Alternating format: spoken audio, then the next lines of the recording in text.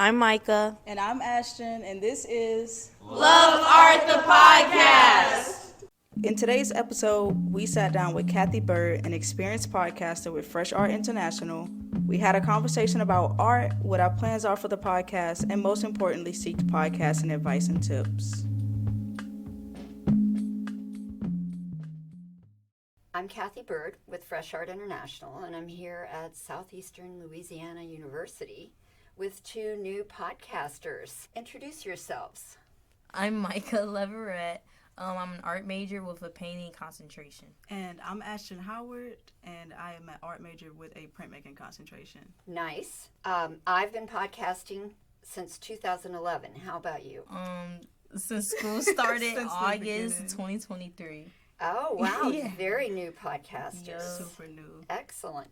So tell me, why are you creating an art podcast? Oh, my art.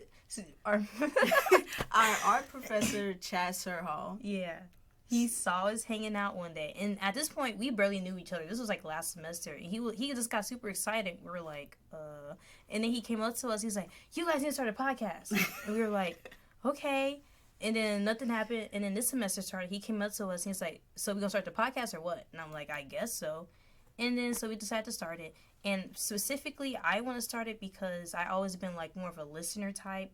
When it comes to giving my own like opinion and own analyses of things, I kind of just don't say it. So I thought this would be like a good exercise to get used to talking more about art in general, my art. Yeah, just getting used to it.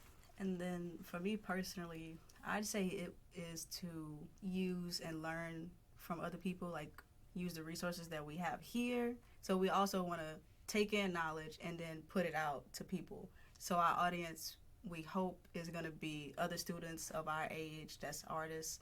So yeah, like you said, you're a listener. We're both listeners. We really like just soaking in information. So this is a challenge for us to get outside of that comfort zone and actually say our thoughts and opinions on things.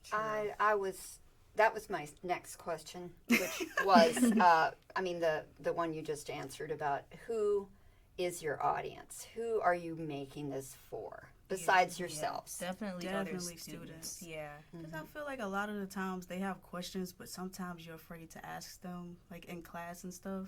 Mm-hmm. So this could be a way to give you some of those answers that you might be afraid to ask. Yeah, and also give them the confidence to be able to talk about art, because just from like experience during critiques, during the critique is always just silence. There's no one that really gives their own opinion unless the professor basically forces it.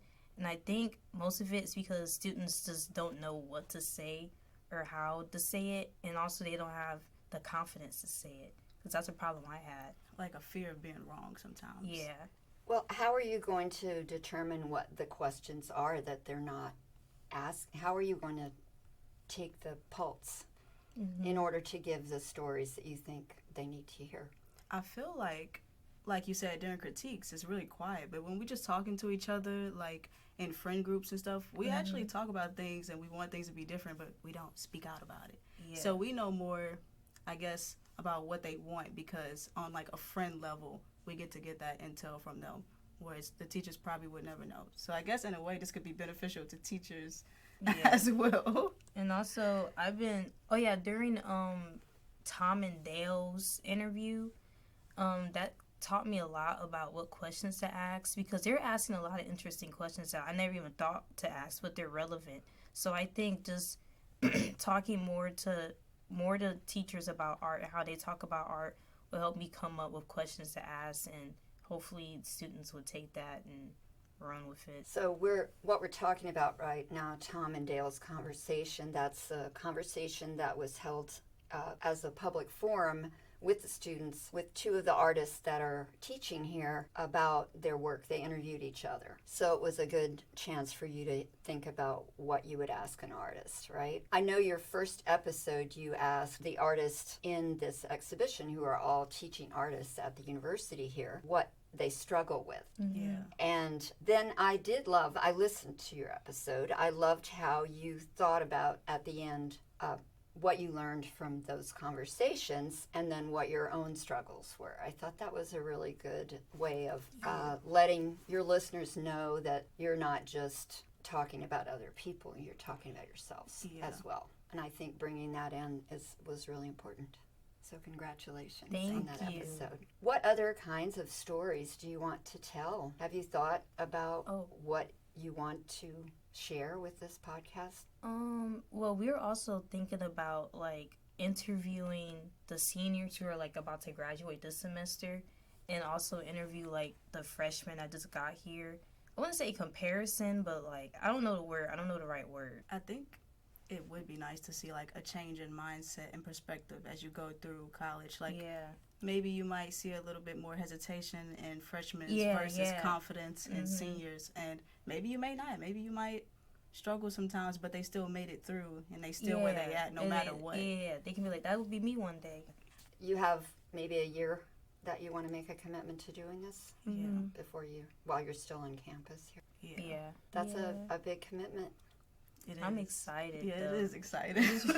It's really exciting. It's like I'm doing my own thing. Yeah, it's outside the scope of a degree. There's no grade. It's all for you. It's a way of growing on your own terms. Yeah. And I feel like that's especially what our teachers push us to do is they're not going to be here forcing you to do things and like having a grade on everything. You have to want it. Yeah. And really be dedicated outside of school. Yep. So, Thomas Walton, he always says you got to have the appetite for it. It makes it sound kind of scary. Oh, does it? That's fun, though. Because it's a passion. And that's what appetite, that's another word for appetite. It's true. That is true. Have the passion for it. That sounds a little scary.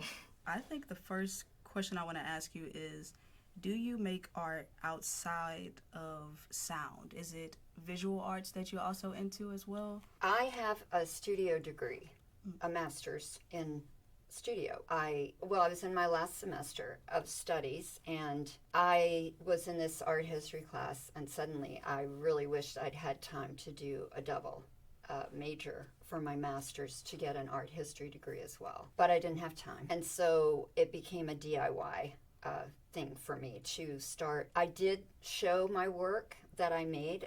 My thesis show as an MFA student was artist books. In other words, not illustrating books. For instance, I had a book about longing that was in a little frame, and it had a picture of, sort of abstracted, of a little girl reaching. And the book was actually an accordion book that was 50 feet long. Oh wow! So it was about longing, and it was extended across the floor in my case, it was across the floor. So it was a narrative, but it was in a more of a sculptural form. Right. But then I got passionate about writing. In other words, I don't make artwork. I'm creative. I have creative energy that I apply to curating and art writing and podcasting. Yeah. So those are my media. That being said, do you think that it would be a good idea for us to research further into different art forms outside of our norms and outside the norms that are taught here? Yeah, of the norms that's taught here. Well, what's interesting to me is you have a course that was just created that's happening right now, the Art and the Environment. Oh, yeah. 422. Yeah. That's not a norm. Yeah. So I think that Lily Brooks and Ernest, yes, are teaching this, and I would shadow that class. Yes. Because they're going to research sites. Yeah. So those are stories to tell that are setting your school apart without you trying to look beyond. You could say, you learned about artist books, and who would want to teach that? Yeah.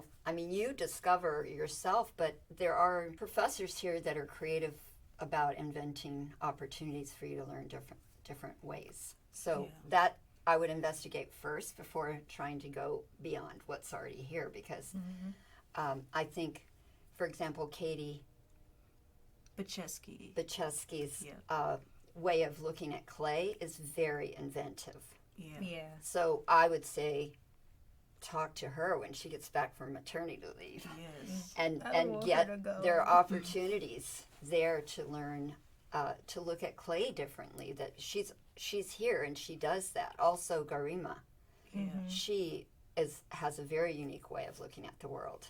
Yeah. And she's brought that into the gallery, and I think that deserves a lot of closer look too because of the cultural difference. Likewise, Luisa Hernandez with her piece that transforms sound into physical A visual, shape. yeah. That is really special, and it's very simple looking. It's deceptively simple, Yeah. but it's data based.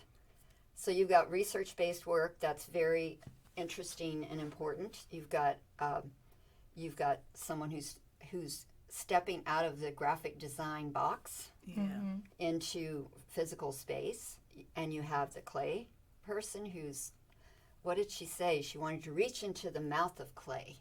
Yeah. It's her statement. And pull it out and look at it, turn it around, and that's really different. Yeah. So you've got some really unique voices here. That is great. I Thank didn't you. think of it That's like that. super good. Yeah. You're super well spoken. I love that.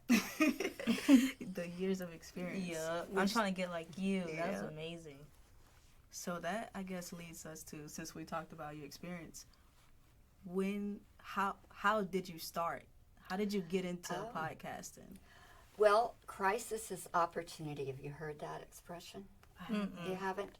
Well, when things go really, really wrong in your life and you feel like you've lost everything, like all hope for your future, and it may be happening because you failed some test or you failed to produce the artwork that you thought you were going to produce and it's just not what you wanted.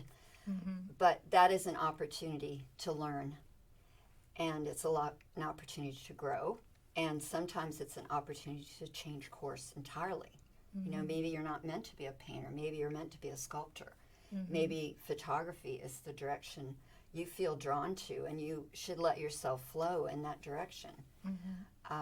I was in a flow after I went back and got my art degree. 20 years after my first degree is when I got my master's. So then I suddenly was in art school because I have a creative energy and I was using it in different ways. In motherhood, I was designing clothes, I was doing these different things. And I thought, you know, if I can get into grad school, I'm going to go. If I can get a fellowship and not get in debt, I'm going to go. And I did. I went to Savannah College of Art and Design. And then I realized a lot of people are making art, and I can't necessarily know that I'll be one of those artists that can make a living through that. But I also knew that I knew how to look at things and how to talk about them. Yeah. And I think one reason I can is because I have a studio degree. Because I know what the process, it's not just about the content or the concept. It's about the process, and I can see sometimes the process is more important than the outcome. Anyway, I started writing, and then I got to be a curator, and then I got these opportunities to direct a university gallery in Atlanta. Then I got an invitation to direct a contemporary art center in Baltimore. I was doing all these things, and then my job disappeared. There was a financial challenge for this institution, and they eliminated my position. And I just fell apart. Like, what am I going to do? I'm a curator with no space. I'm applying for jobs, competing against people that just got out of school. You know, but I didn't know what to do. So I cried a lot.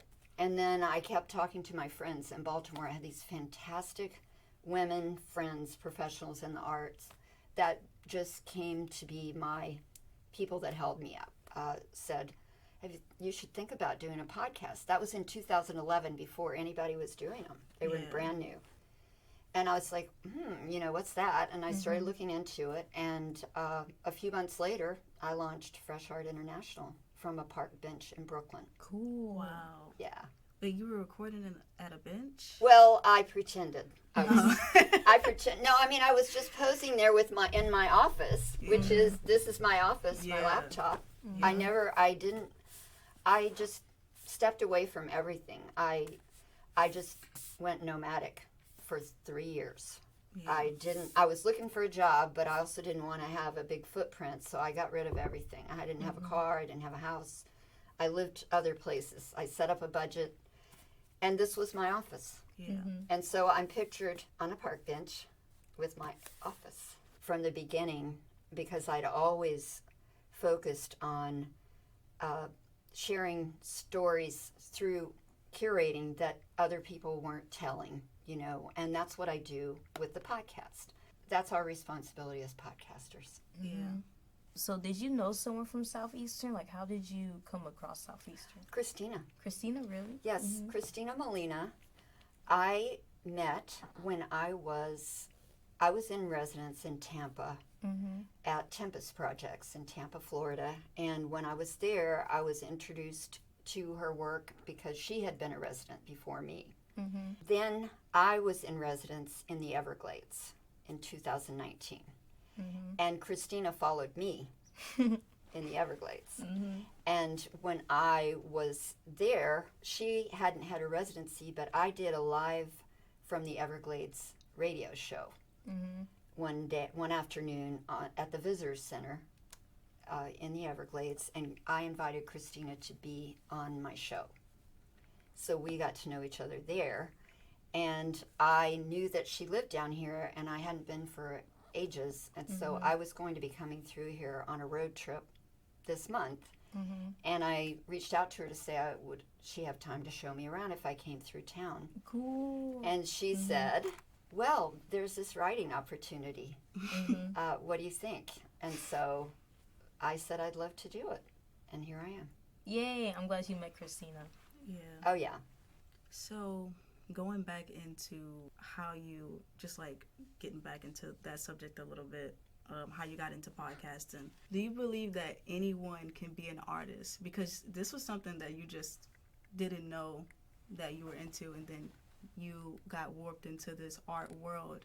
So do you think that everybody could possibly be an artist and they just don't know? I think anyone who knows how to play has an opportunity to be creative. I mean, even if you're not calling it art, I think everyone has creative energy, as whether or not they want to recognize it. Yeah. I don't know that I ever thought of myself as an artist. I just made things because I liked it. I wanted to do it. The podcast part is an art form in a way. But it's also it's a combination. It brings together all my life experience and my interest in storytelling. I don't do it by myself. I actually work with a sound designer that helps me in the post-production, because doing too many jobs if I try to do every single thing. Plus, you guys work as a team. I don't have a partner like that. I don't want to be the only one that hears it before it goes out to the world. Right. You have Chad Serhal, who's helping you, and then you have each other's ears, and you have a chance to put your product together that way. So I do think it's really important, and it's great that you found a way to work together, and you can just get stronger as you pay attention to each other, and the flow and the balance of voices is really important. It sounded like you got that figured out already. So congratulations. Thank you. And I have some questions about podcast tips.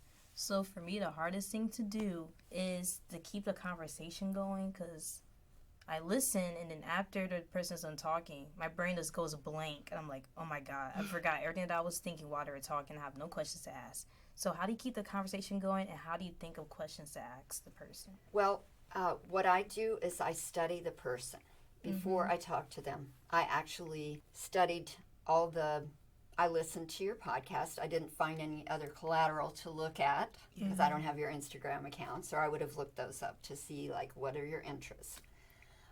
What I did here is there were materials available, descriptions of their work. There were their bios, and that's what I used to select keywords. Like for Chad Serhal, I picked, I highlighted his interests, like film, music, and cartoons, and then collage. Yeah. Just keywords. And so just looking through that, I had a path to follow for, so what medium do you work in? You know, what does collage have to do with it? Then he had a little story there about his grandfather and the Morse code. Yeah. So that was a whole super cool thing to talk about, was that the soundtrack had Morse code in it, and the story about his grandfather and the coded message that he still hasn't deciphered. You know, so that is just easy to flow. And I think it's really important to, I just sat and watched it with him and realized, just looking at the list of films, how many films that I had in common that I love. Yeah. And then I had him just sit there. The importance, as I mentioned to Ashton, is to have a script, to have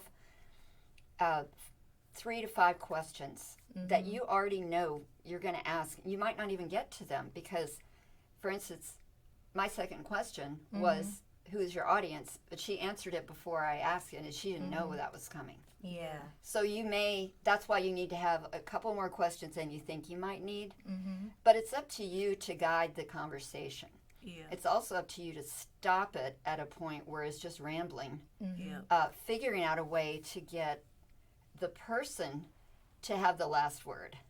Like everyone I recorded with, somehow I led them to this moment where they made this like ta-da statement. And then I just turned it off.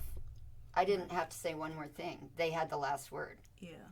So I think it's up to you to listen and know when to quit. Like, you don't have to record everything. If you have 3 questions and they answered it and it feels like you have good energy, you have to, and I think you communicate this already, you have to love what you're doing. Yeah. So if they feel that energy, they're going to respond. And I think the faculty responded to you asking them about their struggle. They all took that very seriously. I heard their answers. Yeah.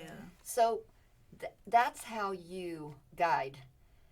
It's up to you to give that energy to the conversation, and they'll give it back. Well, that was our talk with Cathy Byrd. You can take a listen to her podcast, Fresh Art International, and follow along with it at Fresh Art International on Instagram. You can also follow us on Instagram at Love Art the Podcast to get funny behind the scenes and information as to what episodes we have to come.